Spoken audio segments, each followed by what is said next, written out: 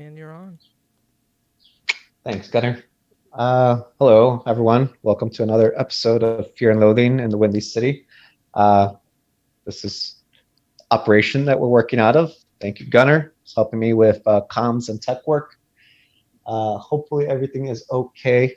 Just trying my best over here. That's really what's happening, as We anyone all are. can. These are complicated times. That's all that anyone can do. Definitely appreciate you, Gunnar, and your help here. We have an interesting episode today. I sometimes do these episodes have been a lot of news stories about current events and my take on them. Want to do something different. Want to share with you a little bit more research narratives. Okay, so I am on. Hopefully you guys can hear me. Okay, I'm live. We're doing it live. Not the most professional person on my end. There's a reason for that. I just want to start this episode by saying we're going to talk a lot about hemp. We're going to talk a lot about cannabis. We're going to talk a lot about what you call it, a lot of laws that get in the way of what we could be a lot more organized society for all of us, and why they're there. And I made a Facebook live video yesterday talking about a mission statement to decolonize. And I'm hoping that a lot more of these research narrative videos kind of illuminate what I mean by that, and that serves as some help to people that are in the minutia and actually have power to change a lot of these situations. So this is what I can contribute. That being said, this is Fear and Loathing in the Windy City. Chicago is a global city. It is part of our global economy, our global community. Going all the way back to the World's Fair, it's always been a marvel of industry, and it's definitely made its mark in so many countries and so many around the planet. We will be going in and out of Chicago local politics, Chicago culture, society, and how it influences globalization, capitalism, commerce, culture, because it's all connected. It's all interconnected. All right. So, welcome. Hopefully, I can pull this off every week. Gunnar can probably tell you how hard it was to pull this one off. So we'll see. We, And we're not I even think there. we both had our own share of hurdles to get through. I think to get to this moment, so I feel pretty good about it. In your defense, you can't do anything about the public transportation system that's being weaponized against the public. I've just been at home. Um, Yeah, that's true. I am at the Appreciate you, though. whim of I'm at the whim of the whatever Lori Lightfoot wants. Yeah, yeah, and we'll talk about Lori because she is a Chicago mayor, which doesn't bode well for our relationship as far as journalism and the public goes. But I am rooting for her, as you would for anybody that's in charge of your life. Not to fuck it up. So let's all do our part, and thoughtfully and responsibly. um, Wow, I'm Getting just realizing that I have never set up any of this webcam microphone stuff, and I'm trying so very hard to do it in this very moment.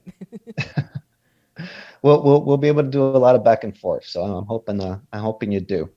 Uh, and we're all learning on the fly. That's actually, I mean, this is kind of the perfect way to start this episode. We are going to get into it, but people are organizing mutual aid networks that are actually tangibly helping people right now. People are right now fighting for the future of our public schools that just saw a detrimental blow to it. Today, in the private contractors not deciding not to do free meal service. I know people have a big issue with public schools. I totally get it. Like any rank and file organization, I think that the people that make it up and do the work every day um, tend to be the experts about what is actually good and salvageable there. And we've seen teachers and support staff fight very hard to change the realities of our schools. So for corporate agendas to just come in, cut food, to impoverish kids, and asking big business and corporations to step up and fill the void is kind of the pattern that we're hoping to offset in this show.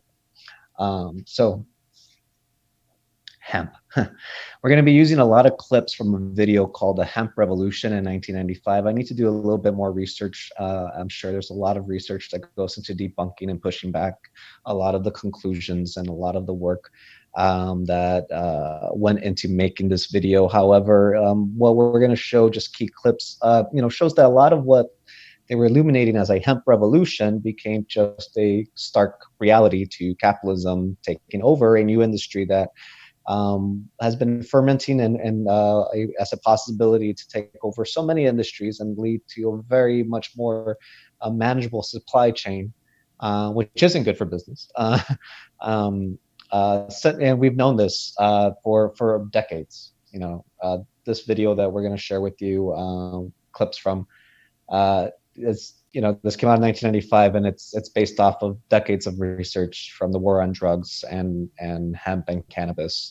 With that being said, Gunnar, I don't know if we can start with the first clip that kind of introduces hemp. You know it. Awesome. Sorry that you won't be able to hear it, but yeah, it's all right. First and strongest fibre in the plant kingdom, cannabis sativa, commonly called hemp, has been essential to world commerce for thousands of years. Before the mid-1800s, most ships were rigged with hemp rope and hemp sails.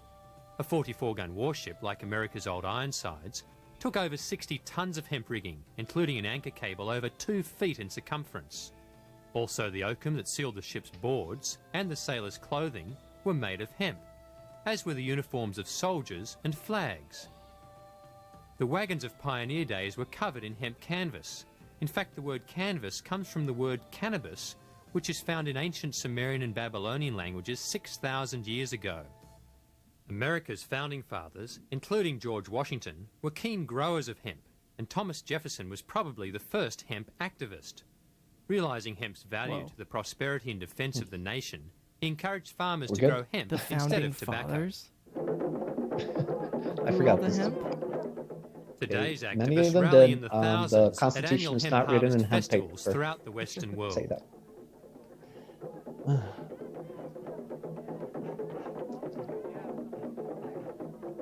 They make some pretty big and enthusiastic claims.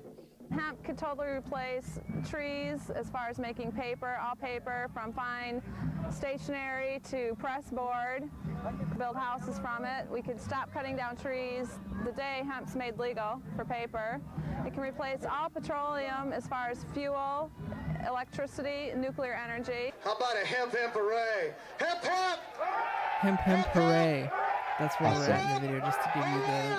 All right, let's trying to keep you abreast of where we're at here in the video, because I know it's harder for you. Yeah, I'm watching the YouTube thing live over here, but it's on a delay, so you gotta signal me when the video's Some over. of these activists Hemp, might have an hemp, ulterior hooray. motive. All But right. nevertheless, their claims warrant further Let's stick to the timestamps. So that's the end of that first one. Sweet. Yeah. So that's early on in the video. Honestly, I only got to go up through half of the video and share clips with you, because it's a lot, and we'll probably get more into it next week. I should do this more than once a week. I have time. I'm just a lazy ass.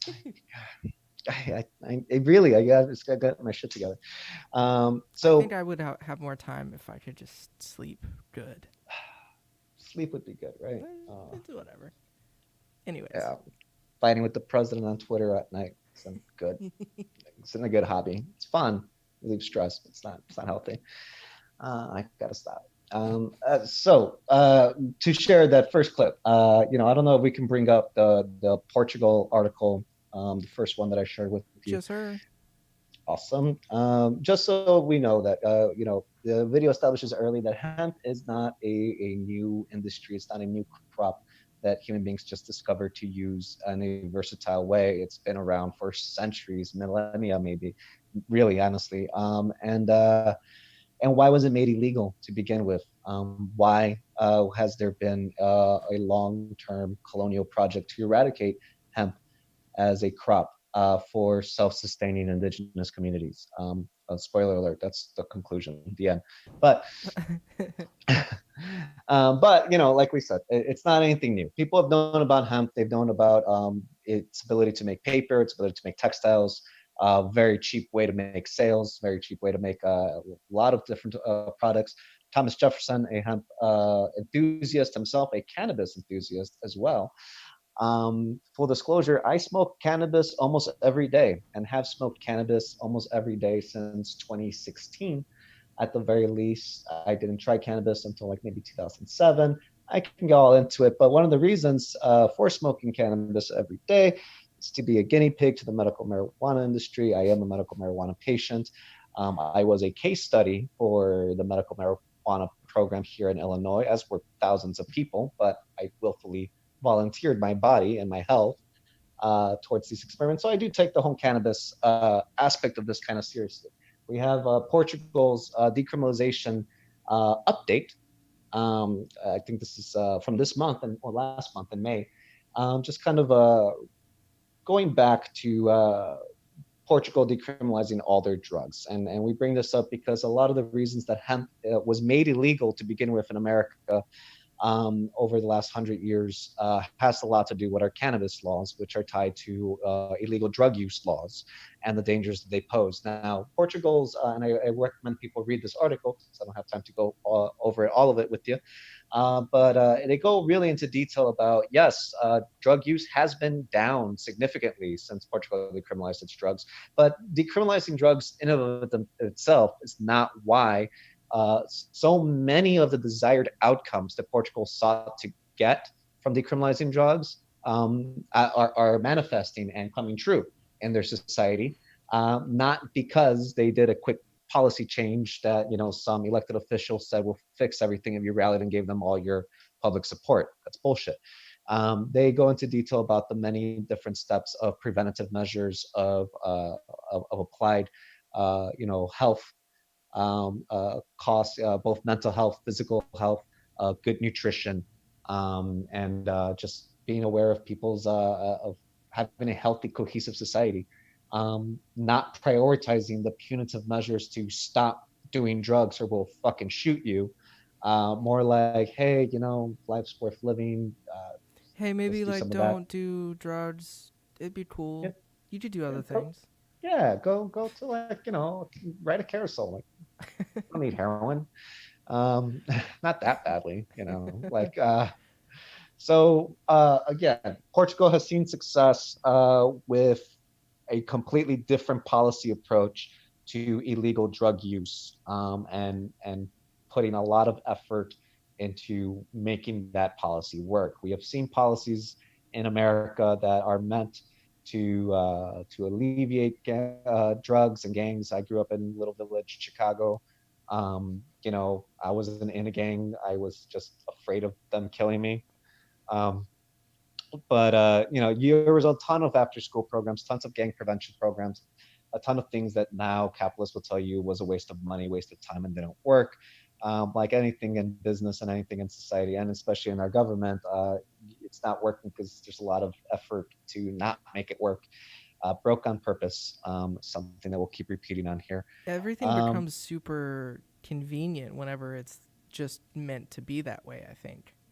when there's a lot of money involved, and like, let's face it, to get your way, violence is always the easiest answer. Like, I want that. No, okay, well, It I'm is gonna true. kill you. Yeah, I'll just go ahead So, and take it. It's fine. good segue to our second article I would like to share about the Green New Deal, the Marshall Plan, that came out in the UN. Uh, what you call it? Because this is a plan that had a ton of political interest, a ton of capital behind it. Actually, Al Gore really did start this conversation after he epically lost a very easy election to win if he wasn't a piece of shit. So, like, let's not go too easy on him. But you know, uh, Al Gore did go on a inconvenient truth like parade around the world and foment the idea of a green Marshall Plan for the globe that Evo Morales, the ousted Bolivian president, that probably overstayed his welcome. But when he was at his prime, back in 2008, 2009, I actually remember a lot of his administration being active agitators, active activists in the UN to galvanize a lot of international support for a Green Marshall Plan. I was very blessed and fortunate to be living in South Korea in 2011 as an English teacher, and through a lot of circumstances, I was in a dinner with the ambassador, chief ambassador, diplomat to South Korea from East Timor, a country that had just seen them be realized as a country, one of the bigger success stories for the UN. That people that trash the UN, I do always kind of come back to this story as like, well, they did some good things, but the ambassador of East Timor confided in me that his biggest role was helping Evo Morales in his plan to get more international support for this Green Marshall Plan, and their biggest opposition was the U.S. with Saudi Arabia and oil money. And the idea of a war economy dependent on the oil industry was not a new thing in 2011, especially in the face of the Iraq War.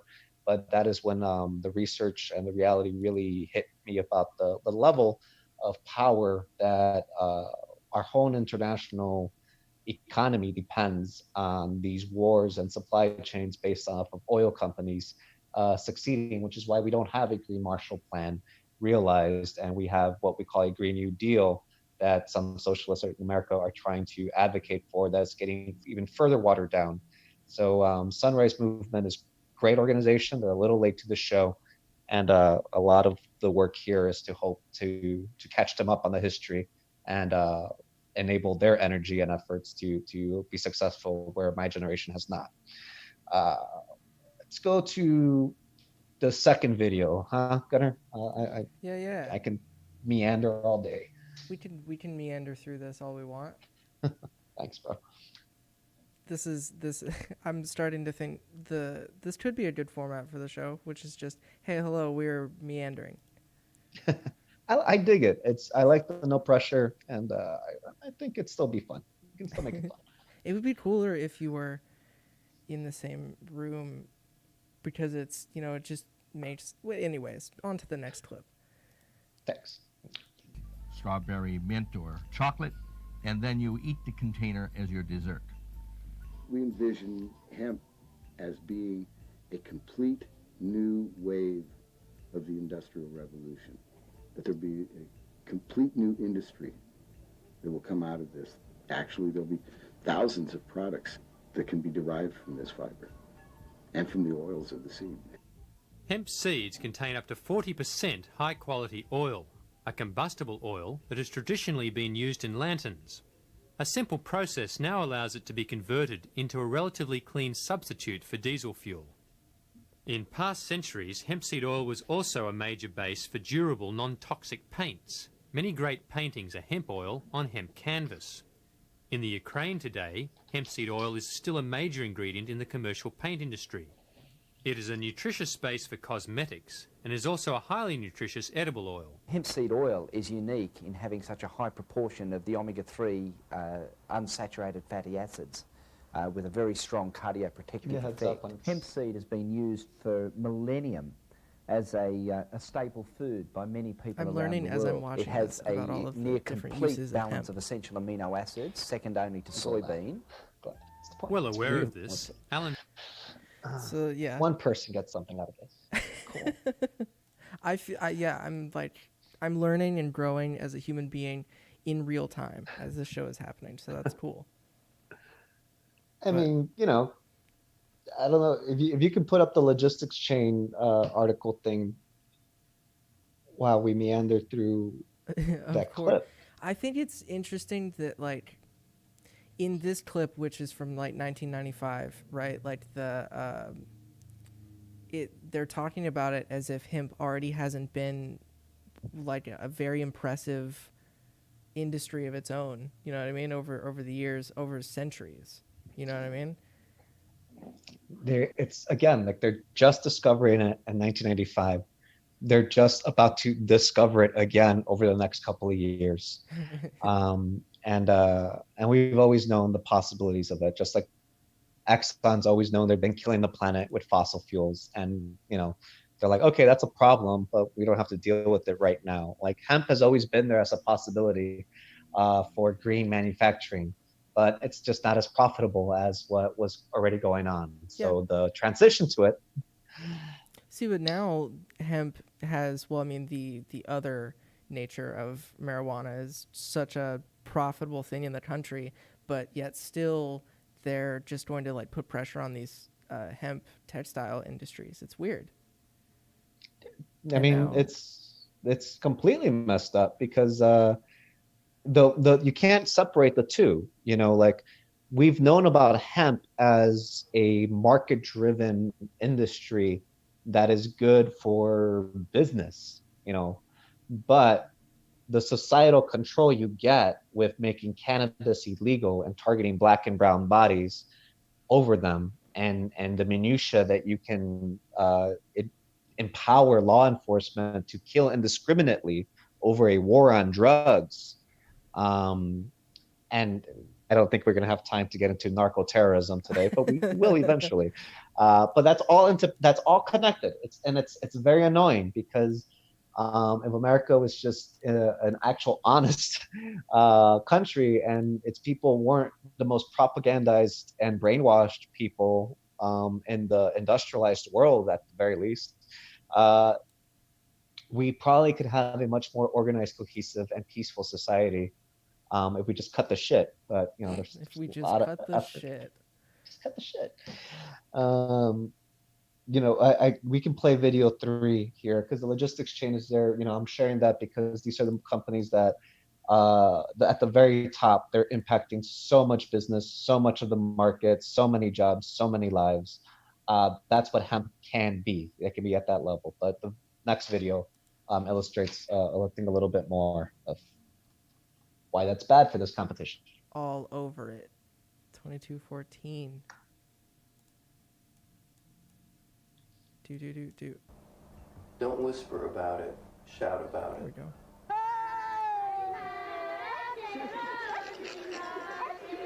I believe this is the indigenous activists, right? Mm-hmm. You would be correct. Awesome. Bear in mind, the society that in Nepal that's revolutionary is very baseline to what was normal in indigenous societies around the globe for millennia. And to present ourselves directly as a hemp revolutionary, it is quite difficult here. Hemp's prohibition in Nepal led to a massive police eradication campaign in the early 90s.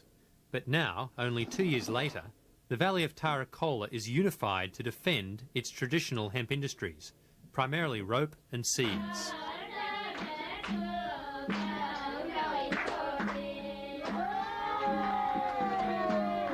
As this region is too high and dry to grow rice, the people depend upon hemp seeds for their survival.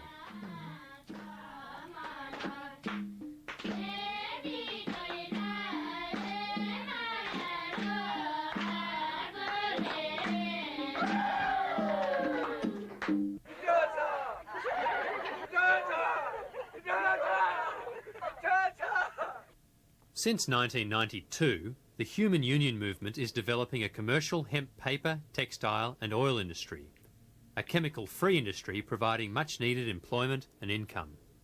They do not have to make hashish out of their plant because they can sell the stalks, they can sell the seeds, they can have food and they can have money from one plant. So the people and the farmer of these surroundings are really appreciating our project here.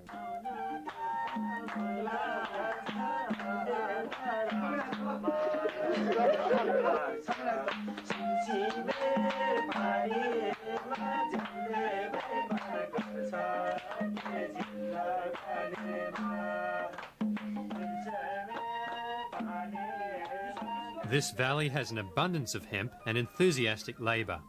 Tarakola's budding hemp industry is potentially a model for sustainable economic prosperity throughout the developing world. Cool. Sorry, that was the end of... Oh, I appreciate it. Delay. Yeah, so what do you need to be alive and live in a civilized society? You need food. You need shelter. Clothing shouldn't be optional. You should have clothing, textiles, housing, and fuel. I mean, like, people have been burning fires to cook food for thousands of years. You would like some fuel and we are dependent on energy. So here you have hemp providing all those things at a very baseline, survivable way to an indigenous society, and has always been able to do that, and probably has done that if the DuPont family from France didn't go on a colonial killing spree all over the planet, and in Southeast Asia, uh, Portugal, and Dutch didn't get their hands on Africa and South America and Spain, all over the rest of Latin America, and you know, societies have been just living off the planet pretty chill without killing it, and for thousands of years. You're doing pretty good. I would say I'm pretty proud of the people who came before who we are right now. Maybe it's we should learn how to kill the planet less. I think is if we're looking for those kinds of answers, which I still am. Yeah, a little bit. I'm still into that. I heard about this Green Marshall Plan 10 years ago. I'm like, oh, I'm gonna work for the State Department and help government do this shit. I'm a broken stoner. YouTubing now. That's so sad. Do better than me, millennium, new generation, please. All right, let's get into the next video about hemp as a biofuel, which we get a little bit more into conspiracy theory territory. But these are university public funded researchers talking to you, so I think it's a good bit.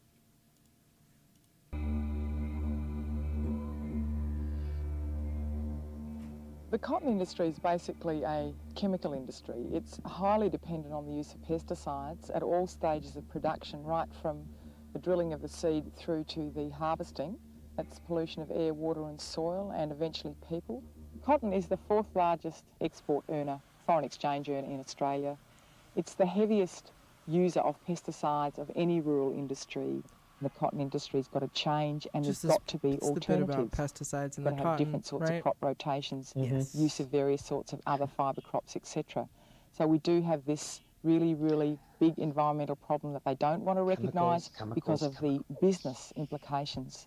The technology is different for processing hemp, so obviously it would cost quite a lot to set up your hemp textile technology. But when you consider how easy it is to grow, how inexpensive it is to grow, because you don't have to pour money into chemicals, and you don't have to do a whole lot of repair work on humans that are getting sick from being in amongst the pesticides. When you consider all of those hidden costs, or pretty glaring costs actually, it's certainly going to be a far more beneficial crop, probably even in the short term. Okay. Cool. We can bring up the research on Monsanto and Bayer's actual influence on our agriculture industry. These two things should go hand in hand. Spoiler alert, it's actually not as big of a conspiracy theory because Bayer and Monsanto don't overtly control our food, as this article that I'm going to share and we will share in the comments demonstrates, but they do greatly influence a lot of the direction of agriculture and where it's going, and a lot of it because they provide the primary needs of farmers in pesticides and chemicals. Again, I bring this up because these are GMOs in themselves, medical research, working with chemicals, and all these things are not inherently bad. And there's a lot of real arguments to be made, whether public institutions controlled by oppressive racist governments, or private institutions that are controlled by capitalists, will produce better research. I do think personally, the more that more people have access to voting and participating in our democracy and our public institutions, seems to go hand in hand with the efforts to privatize those same public institutions. So that's kind of where I'm at with things. I honestly do like to side with public research groups, and it's a great article about how much states and other entities have power over our agriculture and food supply chain. How hemp will be able to factor in, given that it's so regulated due to its connection to cannabis.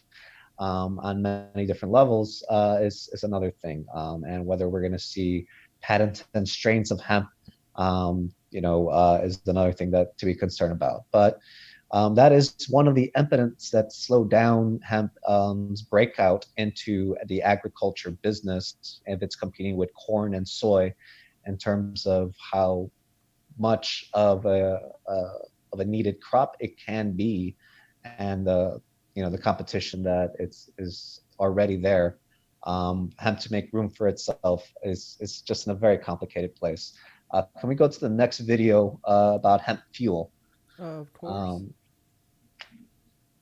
Because hemp is a problem with the war on drugs. We see that it can be problematic for agriculture since it doesn't require as much pesticides, can be grown by small farmers in small communes that are worker owned, which is my goal for Solar Punk.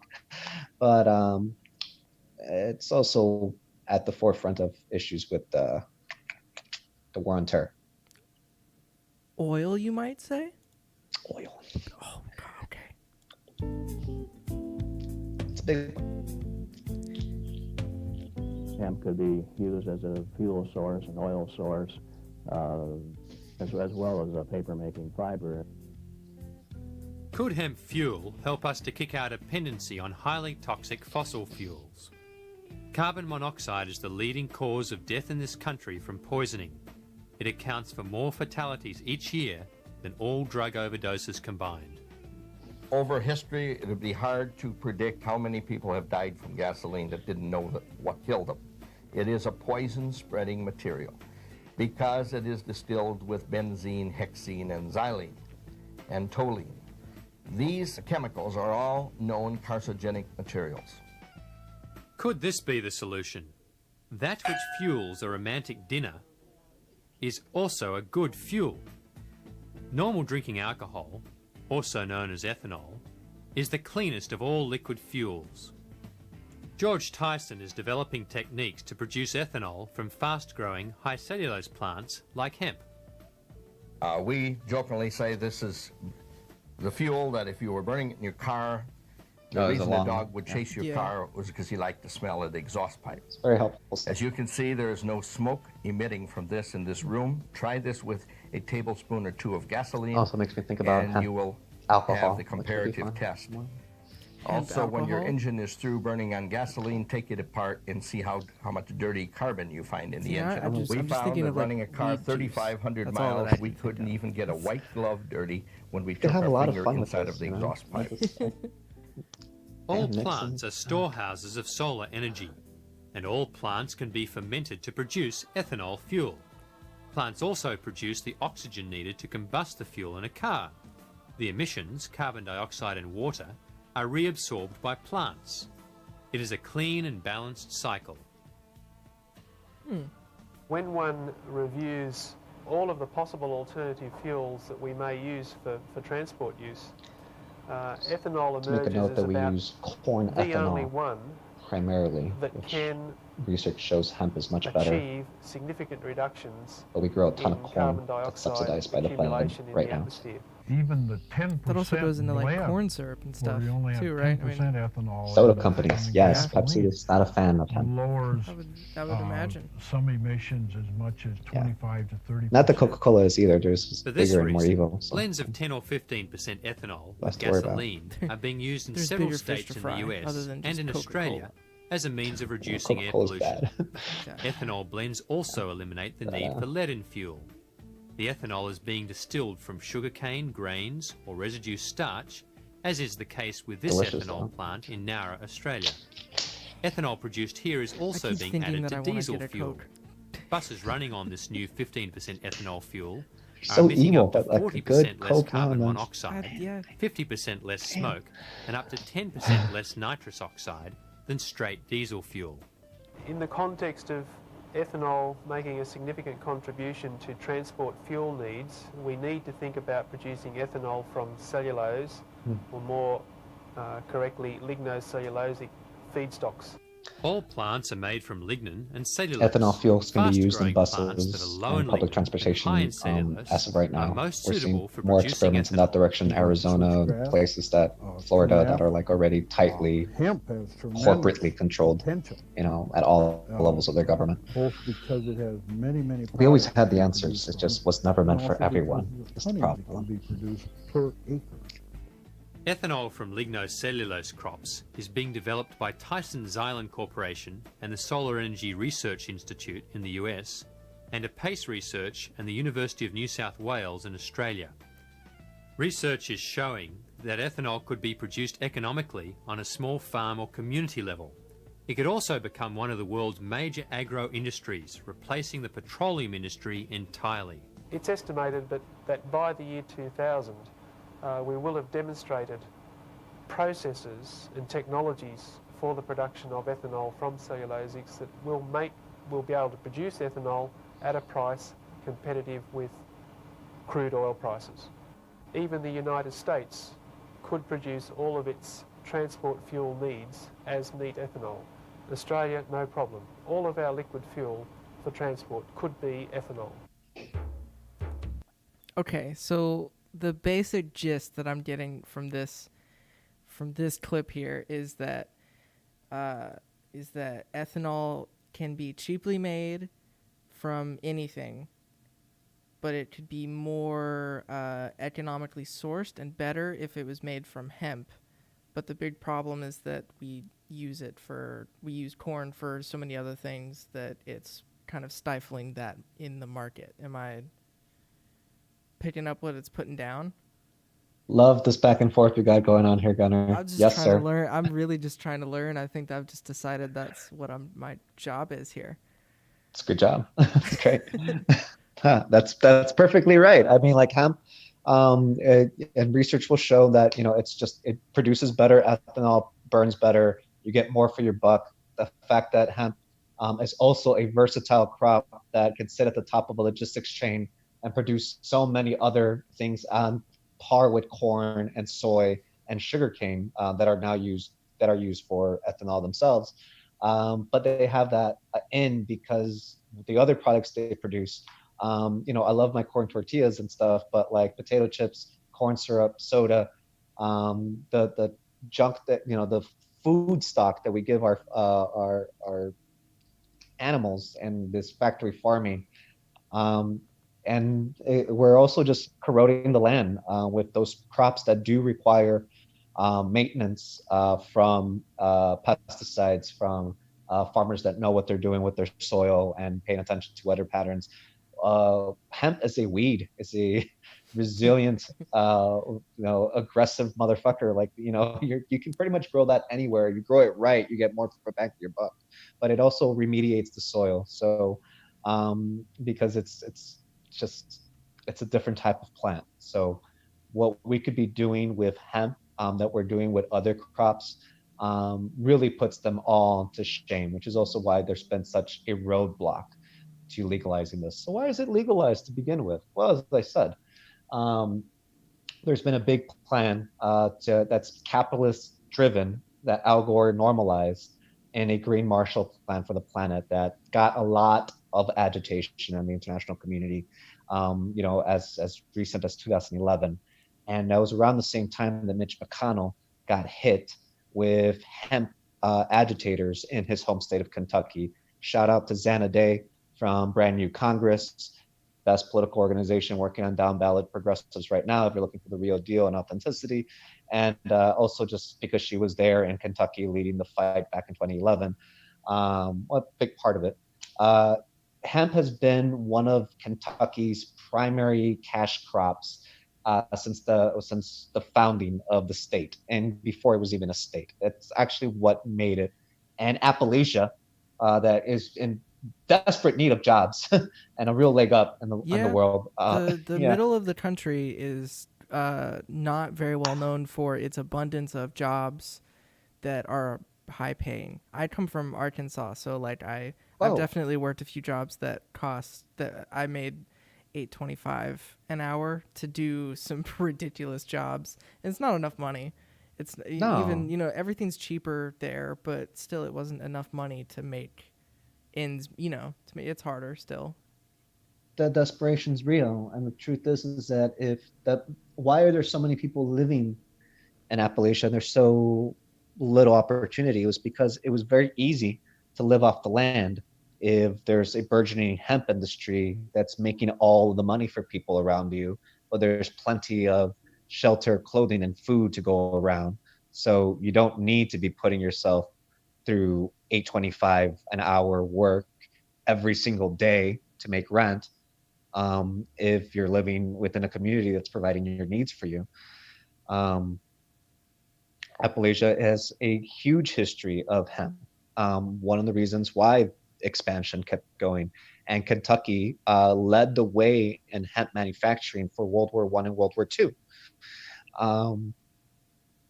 Again, the dynamics that made it a good industry for the people. At the same time, you have Koch Sr. of the Koch brother empire, that made his fortune around, and we should do a whole episode on this, but like around working with Russia, actually, as their during World War II, like working on fossil fuel and oil expansion around the globe, really setting international policy. All of these billionaires that like, I made it, you did it by helping America wage genocide. You know, you were the guys that had the ideas and the tools to help Uncle Sam do whatever the hell they thought they were supposed to be doing. So like, y'all living off government handouts. But really feel everything that is being said right now. I didn't learn any of this in high school. Which, like, you know, it's just, yeah, I work with 7th and 8th graders, and like, if I spout off on stuff like this, they probably think I'm nuts. But like, you know, like you guys need to know. You were wondering like, how am I going to get a job to pay rent and live comfortably for next month? The stuff that's working against you is really what schools should be teaching you. So that's another thing with public schools. But Mitch McConnell got pressured into allowing hemp research back as early as 2011. And there was so much organic groundswell of support from Kentucky farmers and citizens that he actually had to pay attention to it and follow through. And now in 2018, the farm bill that got passed in December of 2018, so we got in 2019, for a lot of moves to be made. You're going to see a lot more hemp marketing, but not really the real shit yet. And what are they waiting for? 2020 is going to be a big election year. We don't even know if we're going to have an election, but whoever wins this, and Biden's already working his racist white vote for the billionaire racist white vote, not necessarily like, you know, the Donald Trump supporters. He doesn't care about them. He cares about the rich racist assholes that thought that, you know, maybe give Donald Trump a shot at the presidency. How bad can it be for business? It's been bad, you know? So Biden's like, I'm going to go and make sure that your business is great. They're going to own the future with hemp. That's the problem here. That's why, you know, the bipartisanship, that's why the blackmail works and the secrets work, because they know they're sitting on all the answers to what they're freaking the public out about. They've always have. It hasn't been profitable. And there's only been one candidate that's been fighting against the billionaire class. It's been Bernie Sanders, also standing him. Can we have a moment of silence for Bernie Sanders? Just, you know, he chose the bureaucrat fight, but as far as bureaucrat warriors in this fight goes, he's definitely was our best. Sad. Seems so beat down. But now, I guess we have to keep, as our both of our good friends, Kate Cabello says, we have to keep pushing forward. Keep going forward, only forward. And doesn't mean I forget about the people that, you know, were on this trip with me. You know, shout out to all comrades that I've worked with. You know, I know that people are still doing really great work, and definitely inspire me every day. Let's go quick to that Intercept article, Pelosi's aide. Yep. Thank you, sir. So we know that hemp is only making its rounds because one of the most powerful leaders in the U.S. Congress, Mitch McConnell, is getting pressured with all the right ways that, for what he stands for. It's local to his region. It's about jobs. It's about economic growth.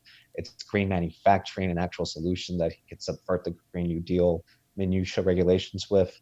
But he doesn't want to call it the Green New Deal. He doesn't want to call it green manufacturing. He doesn't want to open up those floodgates. He's been slow walking it for years, and his number one goal was to make Obama a one-term president, mar his presidency in failure, and then help whoever the Republican president is win out in all this for no other reason than he's racist. I'm sorry, like Mitch McConnell. That's all the analysis you need to know about that man. It's not hard. It's really not hard to pick up on. I mean, but that's how I feel about like a lot of the like older standing GOP and on the Democrat side. It's if you're just sort of feigning your support for people who are less privileged than you or wherever you come from, then it's easy, Yeah. It's awful. I mean, like, we have here an article, Pelosi's aide, and I share this to be fair. Like, the Democrats are people would say they're guiltier than Mitch McConnell. We know why Mitch McConnell doesn't want hemp to be a burgeoning economy. He doesn't want the white supremacist industries that currently control everything to be subverted by worker-owned industries that can easily make it work with hemp being legal. He doesn't want to normalize cannabis use because then he has to admit that the war on drugs has always been a racist form of control. And rather than even just admit that, he wants to maintain that control. He's an ideologue that's working on policy from ideological perspectives. Pelosi, Chuck Schumer, Steny Hoyer, they don't have ideological perspectives. They just are pieces of shit that follow corruption. They follow the money. If Mitch McConnell was as corrupt and self-serving as they are, which is not to say that he isn't, but he also believes fundamentally that white is right and all these other things that racist white people try to get white passing Latinos to try to normalize into their minds. It's been a hell of a research journey.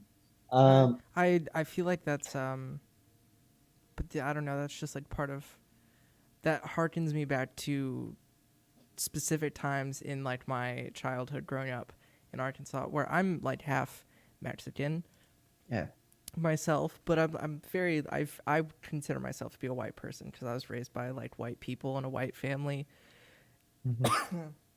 Excuse me. And so, but it sort of harkens me back to like little moments I think that I experienced in my childhood where it really felt like there were a lot of people who maybe you look up to or respect who are kind of sort of just trying to get you to subliminally agree, like, oh, like if you're white, like these things happen a lot easier, or like it was a big deal. Like I was in a very white neighborhood, and like my dad would be like, oh, like the Latino people are like the people who mow the grass outside, you know what I mean? And like not to necessarily like say that they were worse or whatever, it's just that was who they were to my dad. And it's hard to get that out of your brain, I think. It sticks with you. I mean, people teach what they've been taught, and especially if you grew up in a society that has established norms. Remember, slavery was an established norm. Segregation was an established norm. It's just what people did. It's you teach that. Definitely. I'm grateful to my parents. They're not perfect either. They've been a little bit more agitational towards the state than most other people's parents, but they still, are conformists in their own ways, and then they come from a conservative Latino background, families themselves. No one's perfect, but I think that what I hope what this show is doing, and what solar punk as an idea, as a cultural idea, as a policy framework of an idea, as a vision for our future, does is that we can totally enjoy a future like this together and establish completely different norms without it being terrifying. And nice. We have to be, I would just say that we have to be mindful of of reasons why people would push back against this vision. And as we can see, there's a lot of powerful vested interests in seeing a vision like solar punk be capitalistic and controlled by the same people that already control things.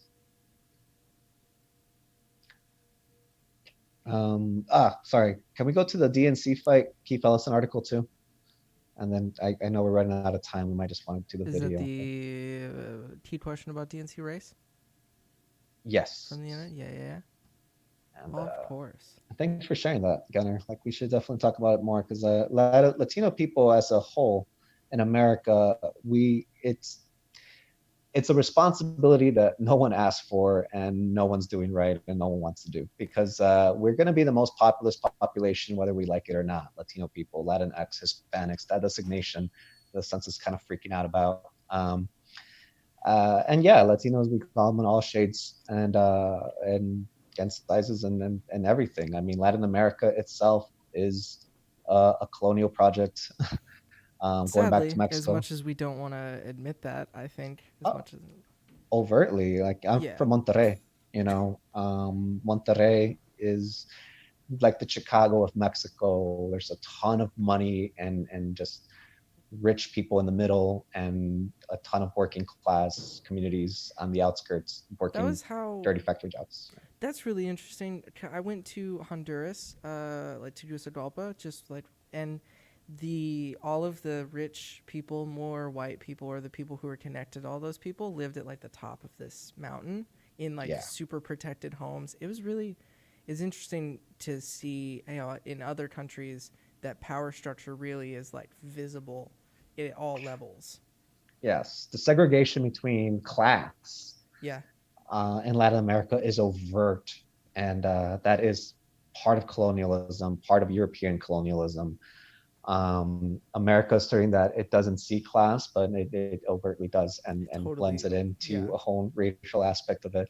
The racial hegemony of Latin America with, white passing people, whiter people that identify as white, definitely winning out is like if you go to the museum in Monterrey, I always bring this up that Mexico, Latin America knows racism better than America because we actually made memes about it. There's a whole area that talks about the Hispaniola social case system that used to be formalized in law in Mexico that was reverted back, but it's still kind of an ongoing idea. You actually had a photo of like a painting of a Spanish man, a Spanish woman, and their child was a Spanish baby. And then you had a Spanish man and an indigenous woman, and their baby was mestizo. And then you had a mestizo man and like an indigenous woman, and their baby was a lobo, but a mestizo man and a white woman, and their baby was something else. And they actually did this, there's like 50 derivatives, and then they had portraits of each one. And each portrait actually showed the social stigmatization that they had for each situation. A Spanish man, a Spanish woman, they're sitting down with their child and they're instructing them about the ways of the world in a very fancy home. A mestizo man and a Spanish woman, the man was drunk and she's carrying the baby on her own. And different variations have different forms of violence in terms of race American and art. sex. Yeah. Latin American art is so visceral, I think, in the way that it tells stories. I took a class in college once that was we went to like different art museums basically, and we went to like the Mexican American museum. I don't remember now just off the top of my head in Chicago what it is called specifically, but it's in Pilsen. And it's a very wonderful place. It's like funded entirely, I think, publicly. And every year they have like a Dios de los Muertos sort of exhibit, but it's from all over the world, different places. But it was an eye-opening experience for me, but also just to see how people express themselves artistically whenever they're being oppressed. That was really one of the bigger takeaways, I think. That's awesome. Mexican American Museum in Pilsen definitely produces great exhibits, and you're right. Spanish American, Latin American art is very visceral, and one of the things that we should remember is that, it used to also be used as a form of social control. That's why there's it's also used so viscerally to fight back against that social control. That's my favorite part. Darn. Which is, which is why, my aunt was an activist in the Chicano movement, and I like to remember that she didn't know what she was doing, but she knew that she was fighting back, and in a very subjective, artistic way. I feel solar punk can do that more holistically for generations across the board. And the forces that are fighting against us are our political leadership that want our imaginations limited to what capitalism and the market can bring. When our material reality is that we can really start growing these hemp societies and working towards manufacturing extremely quickly. If government regulations got out of the way and big capital let smaller investments work out, to get a medical marijuana into the pilot program, you needed millions of dollars to get into that medical pilot program. And no shade to my dispensary owner, because he's been really cool, or was. He's cool been pretty cool. He's been nice. But he also knew what he was buying. He was not buying a medical service. He was buying the groundwork for a new business that was going to take off and make him millions more. Controlling it through the medical pilot programs, controlling hemp because of THC. Obama pushed for for Tom Perez over Keith Ellison when Bernie Sanders was pushing for Keith Ellison. Why? What was the difference between them? It could have just been the nuance of Keith Ellison being open to listening to activists about these kinds of issues, and Tom Perez being tied and loyal to capitalist investors that Obama might have felt was needed in order for the Democratic Party not to completely suck ass and destroy his legacy, which is happening anyway. It's kind of karma's a bitch. But, these are, what I'm presenting is not new research ideas or information. They've just been called crazy conspiracy theories and unworkable by meritocracy-driven technocrats. We have so much more. I think we're almost out of time, aren't we? Yeah, we have to wrap here, but we should wrap. All right. There's a video that I had wished I could have shared with you, but it's long. There's 2 more videos, right? Yeah. I don't know if we can just share the timestamps with people in the comments, because there's also, and we'll get into narco-terrorism probably next week, but like the marijuana and the hemp communities that we saw in these videos, there were similar projects in Nepal and other places in other parts of the world. Assad, that I know a lot of people in Hardlands do keep tabs on what he's been up to, was actually an ally to the U.S. and clearing out cannabis and hemp fields that people were using and trying to grow into a sustainable industry. They allied with the U.S.'s war on drugs to wipe that out. Now they're getting wiped out themselves during the war on terror. U.S. foreign policy, because we control the guns, that's really the material reality that we have to be looking at. Eric Prince has made the news again about infiltrating liberal and left groups with funding groups like Project Veritas and other agitators. Look to cop unions, look to corporate America, look to people that don't want a reality like solar punk to manifest. And my only way of fighting back is to keep putting this vision out there, the people that get in the way, and how to get around it. So we'll come back next week with that. Gunnar, you've been such a great help. You got any last words? No. As Daniel is behind me and we're getting ready to switch gears here. Well, I learned a whole lot. You've taught me a whole lot already just in the short. I had seen this documentary like a while ago, but I didn't take it in, I think, the same way that you did. So I really appreciated hearing your takeaways, and I want to do that again, maybe in a more organized, cool way next time. We'll keep working on that. Really appreciate it. That's my goal. Cool. Appreciate it. Appreciate everybody that's tuning in to watch this. We're going to keep trying to do this. We're going to keep trying to keep getting better at it, and we're going to keep trying to make it fun. So thanks, Gunnar. Thanks, everyone. And